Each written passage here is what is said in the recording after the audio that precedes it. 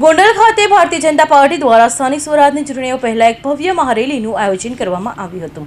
ધારાસભ્ય ગીતાબા જાડેજા, પૂર્વ ધારાસભ્ય જયરાજસિંહ જાડેજા અને યુવા અગ્રણી ગણેશભાઈ જાડેજાના નેતૃત્વમાં યોજાયેલી આ રેલીમાં મોટી સંખ્યામાં સમર્થકો ઉમટી પડ્યા હતા અને ગોંડલને મિર્જાપુર કહેવાવાળાને આપ્યો જવાબ।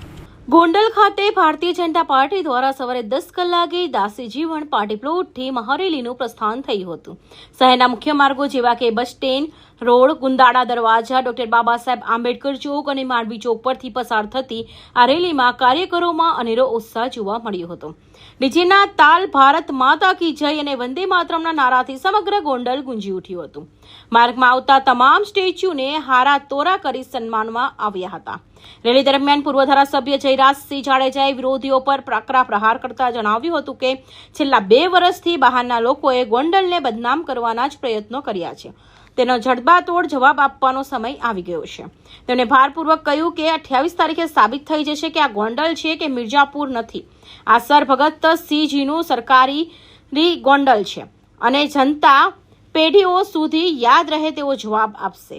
આજે પરિવાર દ્વારા એક મહારેલીનું આયોજન કરવામાં આવેલું હતું। આ રેલીની અંદર ગોંડલ શહેર તાલુકાના તમામ રાજકીય આગેવાનો, સામાજિક આગેવાનો, ઉદ્યોગપતિ શ્રીઓથી માંડીને તમામ લોકો આ રેલીની અંદર મોટી સંખ્યામાં જોડાયેલા હતા અને આગામી સમયની અંદર ગોંડલની અંદર ભારતીય જનતા પાર્ટીનો ભવ્યથી ભવ્ય અને ઐતિહાસિક વિજય સ્થાનિક સ્વરાજની ચૂંટણીની અંદર થવાનો છે। લગભગ છેલ્લા 2 વર્ષથી ગોંડલની જનતાને અને ગોંડલને જે રીતે બદનામ કરવાના બહારના લોકોએ પ્રયત્નો કર્યા છે એનો જડબાતો જવાબ દેવા માટેનો સમય આવી ગયો છે।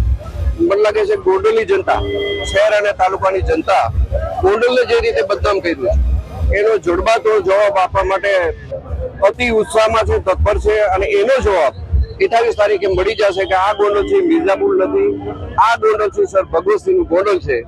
આવો પેટી સ્વરૂપ જવાબ પડશે।